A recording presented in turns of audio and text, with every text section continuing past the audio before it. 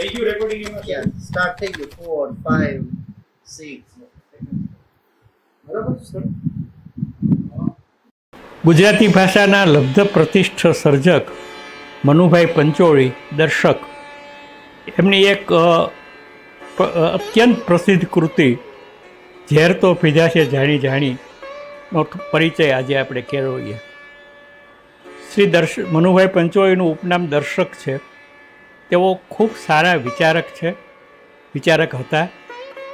તેમણે ઇતિહાસ, સાહિત્ય અને સંસ્કૃતિ વિશે ખૂબ ઊંડાણથી ચિંતન કર્યું છે.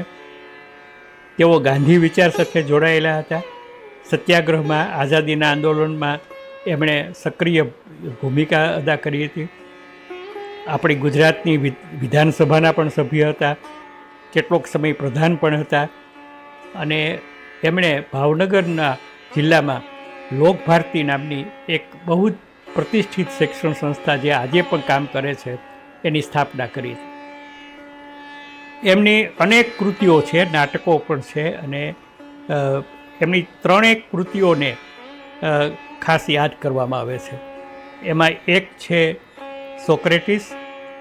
એ સોક્રેટિસના જીવન ઉપર આધારિત નવલકથા છે. બીજું છે દીપ નિર્વાણ. એ આપણા તપોવનના સમયની સંદર્ભમાં લખાયેલી નવલકથા છે. અને ત્રીજી છે ઝેર તો પીધા છે જાણે જાણી. આ ઝેર તો પીધા છે જાણી જાણી એ મીરાબાઈનું પદ છે. એને કેન્દ્રમાં રાખીને આ નવલકથા લખવામાં આવી છે. એમાં એક પ્રસંગ એવો આવશે કે જેમાં ઝેર પીવામાં આવે છે. 3 ભાગમાં વિસ્તરેલી આ નવલકથા છે. એના પહેલાં 2 ભાગ બહુ ઝડપથી આવી ગયા અને ત્રીજો ભાગ ઘણા વર્ષો પછી આવ્યો. અત્યારે એ 3 ભાગની સંયુક્ત આવૃત્તિ પણ મળે છે. જે આપણે આજે પ્રસંગ લેવાનો વિચારીએ છીએ એ ઝેર તો પીધા છે જાણી જાણી નવલકથાના પહેલા ભાગની શરૂઆતની ઘટના છે. તુલસી શ્યામ આપણું સૌરાષ્ટ્રનું તીર્થધામ છે અને અમદાવાદનું એક કુટુંબ તુલસી શ્યામની યાત્રાએ આવ્યો છે. એમાં 2 ભાઈઓ છે. મોટા ભાઈ છે એ વેપારી છે, નાના ભાઈ છે એ બેરિસ્ટર છે. બંનેના પત્ની છે અને બંનેના સંતાનો છે. મોટા ભાઈ અને બેરિસ્ટર એ બંને તુલસી શ્યામ જાત્રાએ જાય છે. કારણ કે બેરિસ્ટર છે એ જ્યારે વિદેશના પ્રવાસે ગયા ત્યારે એમના ધર્મપત્નીએ એવી માનતા કરી હતી કે જો એ પાછા આવી જશે ત્યારે અમે તુલસી શ્યામની યાત્રા કરીશું. આ એ સમયની વાત છે કે જ્યારે તુલસી શ્યામ જવાના ખાસ રસ્તા નહોતા, વાહનો જઈ શકતા નહોતા. એટલે બળદગાડામાં બેઠા છે અને બળદગાડામાં આ બંને કુટુંબો એટલે કે બેરિસ્ટર અને એમના મોટા ભાઈ, બંનેના પત્ની, બેરિસ્ટરના પુત્ર હેમંત અને એ બધા એમાં છે. ગાડામાંથી પસાર થતાં આમ તો એ વખતમાં એ રસ્તો સાવ પથરાળ હતો. માંડ ગાડું પણ ચાલે એવો રસ્તો હતો. ધારી સુધી ટ્રેનમાં જવાતું અને ધારીથી ગાડા રસ્તે તુલસી શ્યામ જતા. તો એમાં એક બાજુમાં એક સરસ મજાની વાડી જુએ છે, લીલોતરી સરસ મજાનો પાક તૈયાર થયો છે, વૃક્ષો છે સરસ મજાના અને આમ લીલોતરી છે બધે. એટલે આ બેરિસ્ટર પ્રશ્ન પૂછે છે કે આ અહીંયા કોણે આવી વાડી બનાવી હશે? આટલી સરસ જંગલમાં મંગલ કોણે કર્યું હશે? તો જે ગાડા ખેડૂત છે એમ કહે છે કે એ એક તમે પોરબંદરના છો ને, એ બાજુના એક દાદા એવા છે, એક બાપા એવા છે, એમનું નામ છે ગોપાળ બાપા. એણે આ જમીન ખેડી છે અને એમણે આ જમીનને ઉપજાઉ બનાવી છે અને આસપાસના લોકોને એણે કામ આપીને બધાને ધંધા રોજગાર આપ્યા છે. તો બેરિસ્ટર પૂછે છે કે ક્યાંના છે? તો કે એ તો હતા તો ક્યાંક દૂર કલકત્તા બાજુ હતા, બહુ મોટા વેપારી હતા, ખૂબ પૈસાદાર હતા અને પછી બધું છોડી અને અહીં આવી ગયા છે. સાપ જેમ કારચી ઉતારે એમ બધું ઉતારી અને અહીં બેસી ગયા છે. તો શેઠ બોલે છે કે કાંઈક ત્યાં કલકત્તામાં કાંઈક દેવાળું બિવાળું કાઢ્યું હશે, ભોપાળું કર્યું હશે. એટલે ગાડા ખેડૂતનું નામ અરજણ છે. લેખક લખે છે કે અરજણને એવું લાગે છે કે કોઈક એની અંબા માતાની છબીને કંકુને બદલે મેષનો ચાંદલો કરતા હોય અને જેવી લાગણી થાય એવી લાગણી આ શેઠના આ વાક્યથી અરજણને થઈ. પરંતુ વાતાવરણ એવું સરસ હતું, ત્યાં સરસ મજાનું એક નાનકડું મંદિર હતું, ઘટાટોપ વૃક્ષો હતા અને બપોર પસાર કરવા માટે આ સ્થળે એમને યોગ્ય લાગ્યું. એટલે એમણે ગાડા ખેડૂતને કીધું અરજણને કે ગાડું અહીંયા થંભાવું, આપણે બપોરે અહીંયા જ બપોરા કરશું, ચાલ જમી લેશું, અહીંયા જ જમવાનું સાથે લઈને આવ્યા હતા અને આપણે અહીંયા આરામ કરશું. એટલે અરજણે કીધું વાહ, તો બહુ સરસ. એને નીચે ઉતર્યા. અરજણે ગોપાળ બાપાની દીકરી રોહિણી હતી એને કહ્યું કે જો મહેમાન આવ્યા છે, બાપા ક્યાં છે? તો બાપા તો ખેતરે ગયા છે, હમણાં આવશે. તો કે એણે બધાને ખાટલો ઢાળી દીધો, ઉપર ગોદડા પાથરી દીધા, પાણી આપ્યું, દૂધ પાયું અને પછી રોહિણી પોતે શંકરના મંદિરમાં પૂજા કરવા ગઈ. જય શંકર પાર્વતી પતે મૃડ શંભુ શશિખંડ મંડનમ એ સ્તોત્ર બોલે છે. અને ત્યારે એક 16-17 વર્ષનો છોકરો કૂદતો ઠેકડા મારતો મારતો 2 પગથિયા સાથે ચડતો આવે છે અને મોટેથી બોલે છે, રોહિણી આપણી ત્રિવેણી વિયાણી. વાછડો આવ્યો. મેં નહોતું કીધું? બહુ સરસ વાછડો છે, ગોળ ચટકડો મજાનો, હાથ ફેરવવાનું મન થાય એવો વાછડો આવ્યો છે, તને હાલ જોવા. તો કે હું આવું છું, પણ જો મહેમાન આવ્યા છે, તું કોકને મોકલ બાપાને બોલાવવા માટે, આપણે પહેલાં મહેમાનની સ્વાગત કરીએ. એટલે એ બધા બેઠા છે વૃક્ષ નીચે અને જે છોકરાઓ હતા એ આસપાસ વાડીમાં બધે ફરે છે, બધું જુએ છે અને એને મજા આવી ગઈ. કારણ કે જ્યાં હોય ત્યાં પાણી વહેતું હોય, આમ કોયલો ટહુકતી હોય, પક્ષીઓ કલરવ કરતા હોય, આવું આપણે અમદાવાદ જેવા શહેરમાં ક્યાંય જોવા મળે નહીં એવું વાતાવરણ હતું. એટલે બધા ફરતા હતા. ખેડૂતો જે મજૂરો હતા એ ખેતરમાં કંઈક ને કંઈક કામ કરતા હતા અને બધા શાંતિથી વાતો કરતા હતા. એમાં અચાનક કોઈક કે રાડ પાડી કે દોડો દોડો, એરું આભીડો છે. એરું આભીડો એટલે સાપ કરડ્યો છે. તો શેઠ અને બેરિસ્ટર ઊભા થઈ ગયા કે કોને? તો કે મહેમાનને. અને પછી 2 મજૂરો એ મહેમાનની સાથે આવેલા હેમંત નામના યુવાનને લઈને આવે છે અને એના ખાટલા ઉપર એને સુવડાવે છે અને એના હોશ ઉડી ગયા હોય છે, મોઢું ફીકું પડી ગયું હોય છે. દોડતી દોડતી રોહિણી ત્યાં આવે છે કે શું થયું? તો કે સાપ કર્યો છે. રોહિણી એકદમ ત્યાં બેસી જાય છે એની પાસે, પગ પાસે, અને છરી માગે છે અને છરીથી એ જે સ્થળે સાપે ડંસ માર્યો હતો એ ભાગ કાપે છે. તો શેઠના પત્ની કહે છે, હા તું કાપતી નહીં દીકરી, એમ ચેકો મારવા. પણ રોહિણી કોઈનું સાંભળતી નથી, એ ત્યાં ચેકો મારે છે અને પછી જે સ્થળે સાપ કર્યો હતો એ સ્થળને એ અંગૂઠાને મોઢામાં લઈ અને એમાં એનું ઝેર ઘૂંટડે ચૂસે છે અને ચૂસીને એને બહાર થૂકી નાખે છે.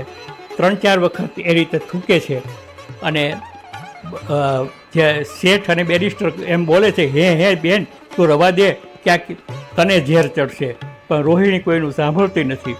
એ જાણે કેમ દૂધના ઘૂંટડા પીતી હોય એમ ઝેર પીવે છે અને ઝેર પીને એ થૂકી નાખે છે અને પછી કોગળો કરે છે, મોટેથી બોલે છે અરિહંત કહો. અને એ ઝેર ચૂસાઈ ગયું એટલે હેમંત ભાનમાં આવ્યો માંડ્યો ધીમે ધીમે અને થોડી વારમાં એ ઊભો થઈ ગયો. ત્યાં ગોપાળ બાપા પણ આવ્યા અને ગોપાળ બાપાએ કીધું શું થયું? તો કે આપ થયું છે, તમારી દીકરી કે બહુ હિંમતવાળી, એણે તો ઝેર ચૂસી લીધું કે. તો કે હા, એ તો અહીંયા જંગલમાં રહીએ છીએ એટલે અમારે તો આવો અનુભવ થયા જ કરે. અને આ તો કે પણ તમારે કાંઈ બીજા સાધનો દવા કે નથી રાખતા? તો અમે રાખીએ છીએ, પણ હવે એને અત્યારે બીજું કંઈ સૂઝ્યું નહીં. પણ આ બધું આટલી બધી હિંમતવાળી તમારી દીકરી? તો કે હા, એને નાનપણથી એવી તાલીમ છે. જે યુવાન ત્યાં હતો, વાડીમાં રહેતો હતો, એનું નામ હતું સત્યકામ. એ ગોપાળ બાપા એની સૂચના પ્રમાણે બધું કામ કરે છે. બધા મહેમાનોને રોકે છે, બધાને જમાડે છે. પછી ગોપાળ બાપા એની સાથે વાતે વળગે છે. તો ગોપાળ બાપા પૂછે છે કે તમે ક્યાંના? તો કે અમે તો પોરબંદરના છીએ, પણ અત્યારે અમદાવાદ રહીએ છીએ. તો વાહ, પોરબંદર તો ગાંધીજીનું જન્મસ્થળ, સુદામાની જન્મભૂમિ, એ બાજુનો વાયરો અટકે તોય આપણે પવિત્ર થઈ જઈએ. બહુ સારું. તો કે તમે બેરિસ્ટર પૂછે છે કે તમે શું કરો છો? તો કે હું પહેલાં વેપાર કરતો હતો. કે આ સત્યકામ છે ને, એનો બાપ મારો મિત્ર હતો, અમે બંને સાથે વેપાર કરતા હતા. તો કે શેનો વેપાર કરતા હતા? તો કે અમારે કોલસાની ખાણો હતી ઝરિયામાં. બોલો શેઠ કહે છે કોલસાની ખાણો હતી? તો કે અને તોય તમે એ બધું છોડી દીધું? તો કે હા, મને એવું લાગ્યું કે આ કામ મારે ન કરવું જોઈએ. એના બદલે હું અહીંયા આવીને આ ધરતી સાથે ભાખોડિયા ભરું છું, આ ધરતીને નવપલ્લવિત કરું છું, અને સાથે સાથે આ બાજુના લોકોને કંઈક કામ મળે એ માટે પ્રયત્ન કરું છું. તો શેઠ પૂછે છે કે પણ ત્યાં તો તમારે ખૂબ કમાણી થતી હશે? તો કે હા, ઘણી કમાણી થતી હતી. ક્યારેક ક્યારેક તો જે પૈસા રોકીએ બમણા થતા હતા.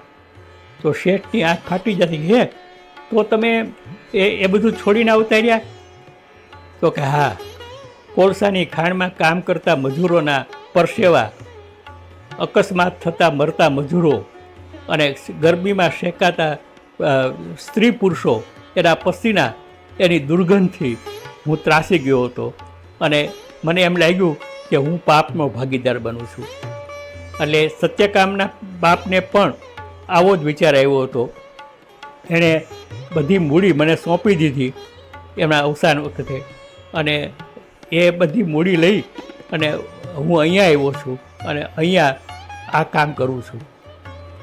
તો પેલા બેરિસ્ટર કહે છે કે તમે જો આ સત્યકામના પિતાશ્રીએ તમને આપેલા પૈસાનો તમે દુરુપયોગ કરો છો, યોગ્ય વહીવટ કરતા નથી, એનું વળતર જે મળવું જોઈએ તમને મળતું નથી. તો કે વળતર માત્ર રૂપિયાના પાયમાં અમે ગણતા નથી, એનાથી કોઈ સમાજને ભલું થતું હોય, કાંઈક એને ઉપયોગી થતું હોય તો અમે એ કામ કરીએ છીએ. એવી બધી વાતો કરતાં કરતાં શેઠને એવું લાગતું હતું પહેલાં કે આ ગોપાળ બાપા ક્યાંક પરદેશમાં કાંઈક પૈસા ગુમાવીને આવ્યા છે, પણ પછી એને ખબર પડે છે કે એ તો બધું છોડીને આવ્યા છે અને ત્યાગી છે. સત્યકામના પિતાશ્રીના મૃત્યુ પછી સત્યકામ એમની સાથે જ રહે છે. રોહિણી એમની દીકરી છે, સત્યકામ એના મિત્રનો પુત્ર છે. આખો દિવસ સાથે રહે છે અને બધા વિદાય થાય છે. જતી વખતે બેરિસ્ટર સતત રોહિણીની સામે જોયા કરે છે અને એને એમ થાય છે કે હું આ દીકરીમાં આટલી બધી શક્તિ ક્યાંથી આવી? આ એક સાધારણ માણસની પુત્રી, એ પોતે તો દુનિયાભરમાં ફરેલા, સર્કસમાં હેરત ભરેલા ખેલ એને જોયેલા અને કેટલી અજાયબીઓ એને જોયેલી, પણ કોઈ 14-15 વર્ષની કે 16 વર્ષની દીકરી કોઈ શરીરમાં નું ઝેર ચૂસી અને એને જીવન કરે અને પોતે પણ બચી જાય, આવું એને ક્યાંય કલ્પ્યું નહોતું. એ જાય છે ત્યારે એમ કહે છે કે પેલા શેઠ એમ પૂછે છે કે બાપા અમારે આ શંકરના મંદિરના ને રૂપેથી થાળું મઢાવવું છે, તો એનો અમને અંદાજ આપો ને, તમે એટલા પૈસા તમને આપીએ. ગોપાળ બાપા જરા નારાજ થઈ જાય છે કે આ કોઈ ધર્માદાનું સ્થળ નથી, અહીંયા કોઈ સોના ચાંદીની જરૂર નથી, તમારો દીકરો બચી ગયો છે તો તમને યોગ્ય લાગે એ સારી જગ્યાએ તમે પૈસા વાપરજો, આ દાન પુણ્ય કે ધર્માદો લેવાની આ જગ્યા નથી. અને પછી બેરિસ્ટર અને એ બધા વિદાય થાય છે. લગભગ 10-15 દિવસ પછી ગોપાળ બાપા ઉપર એક પત્ર આવે છે. એ પત્ર વાંચે છે ગોપાળ બાપા, બેરિસ્ટરનો પત્ર છે. એ લખે છે કે અમે તમારી વાડીએ આવ્યા અને અમને તમે અમારો સત્કાર કર્યો, તમારી ખૂબ આભાર. અમારા હેમંત અને અમારા ઘરના બધા વારંવાર તમારી વાડીને યાદ કરે છે અને વાડીનું વાતાવરણ યાદ કરે છે, વારંવાર ત્યાં જવાની ઈચ્છા વ્યક્ત કરે છે.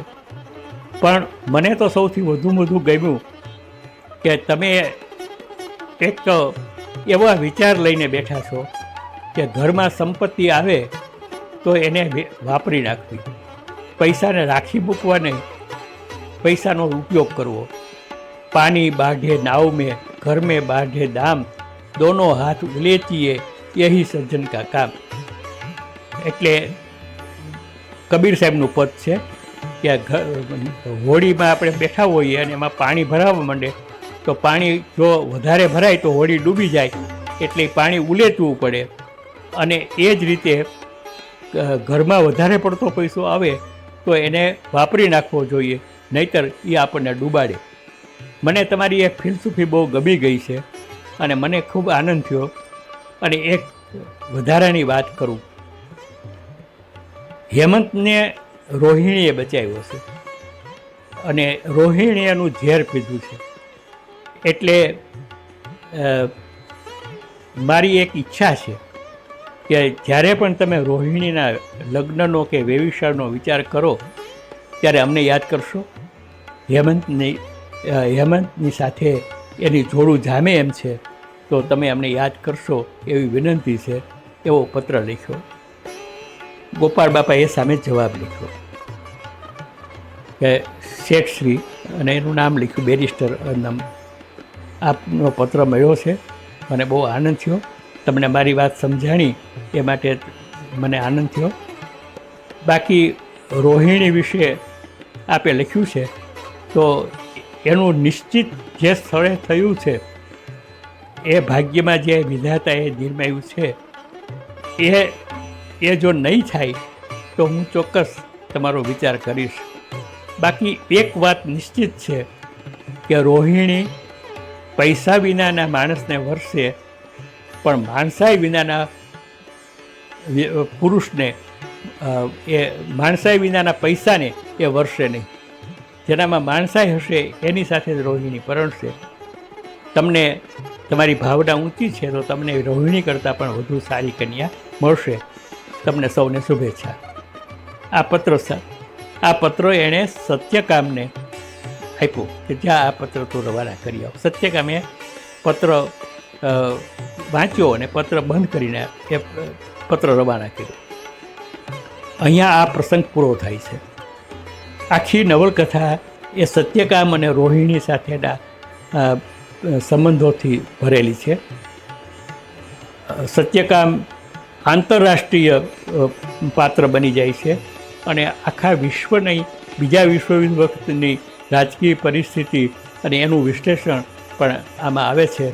અને એ રીતે આ એક અત્યંત મહત્ત્વની કૃતિ છે. જિજ્ઞાસુએ આ ત્રણેય ભાગ વાંચવા જોઈએ. દર્શકનું વર્ણન કલા, એની સાહિત્યિક શક્તિ, એનો આપણને એમાં પરિચય થાય છે. સૌને વિનંતી છે કે આ કૃતિ અવશ્ય વાંચે.